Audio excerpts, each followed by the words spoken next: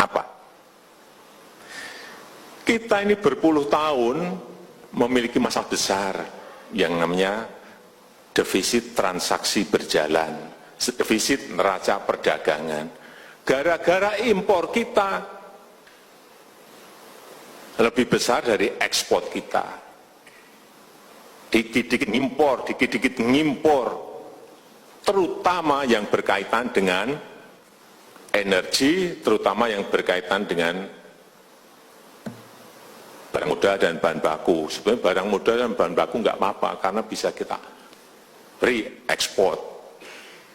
Nggak apa-apa, tapi yang berkaitan dengan energi ini sudah luar biasa kita. Minyak yang dulunya kita nggak impor, sekarang impor.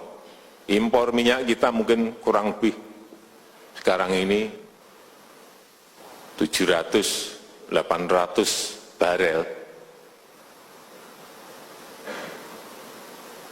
700-800 ribu barel.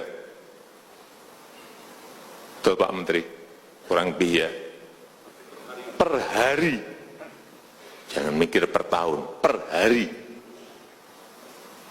Baik itu minyak, baik itu gas.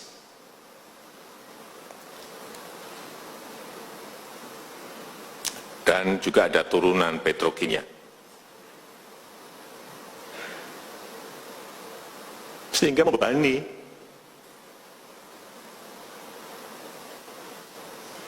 Sehingga menyebabkan defisit. Nah di situ itu bertahun-tahun nggak diselesaikan.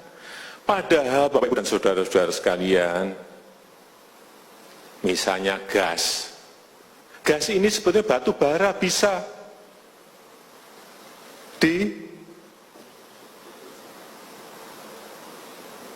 disubstitusi menjadi gas. Sehingga nggak perlu impor, itu nggak perlu sebetulnya LPG itu, karena bisa dibuat dari batu bara yang kita ini sangat melimpah. Nah kalau kita impor, nah ini yang senang impor ini yang bukan saya cari, udah ketemulah siapa yang senang impor, udah ngerti saya.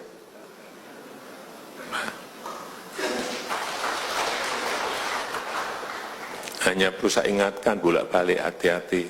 Kamu hati-hati. Saya ikuti kamu.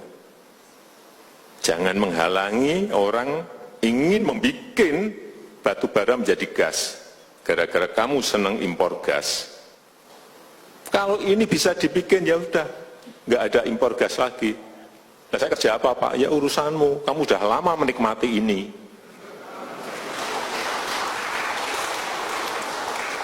Impor minyak sama, lifting produksi minyak kita. Sumur-sumur kita masih banyak kok. Kenapa nggak digenjot produksinya? Karena ada yang masih seneng impor minyak. Enggak. Saya pelajari secara ini enggak. Enggak benar kita ini. After masih impor, pada CPO, crude palm oil itu bisa juga dipindah menjadi after. Kok kita senang impor after? Ya karena ada yang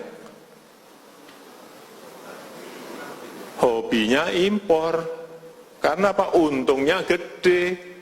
Sehingga transformasi ekonomi di negara kita ini mandek gara-gara hal seperti ini. Nikel, impor material-material terus. Boksit, impor material-material terus berpuluh-puluh tahun. Batu bara berapa juta ton kita impor, kita ekspor. Nikel kita ekspor, boksit kita ekspor dalam bentuk mentahan, raw material, batu bara kita ekspor mentahan semuanya. Ini yang harus diubah menjadi barang jadi atau setengah jadi minimal. Kalau ini bisa kita lakukan, target saya 3 tahun ini harus rampung hal-hal yang tadi saya sampaikan.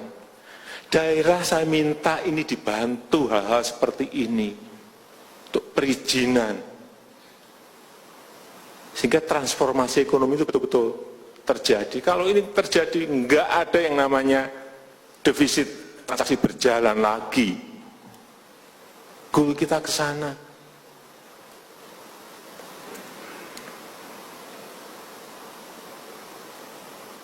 Masa kita 34 tahun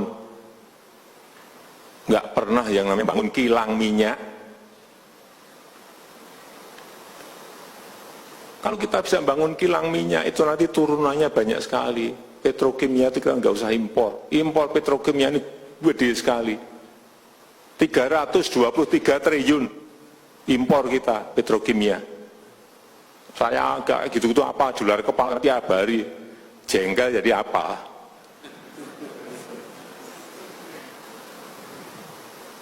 Coba. Triliun ya, bukan miliar. Inilah yang harus, sehingga saya sampaikan, sebetulnya saat pelantikan, habis pelantikan yang pertama itu saya sampaikan, saya minta kilang ini segera dibangun. Tapi sampai detik ini, dari 5 yang ingin kita kerjakan, 1 pun nggak ada yang berjalan. 1 pun, tapi ini saya tungguin betul. Saya sudah minta Kapolri ikut nungguin. Pak Kejaksaan, Pak Jaksa Agung ikut nungguin. Nanti saya minta KPK juga ikut nungguin. Harus rampung. Pekerjaan besar ini harus rampung.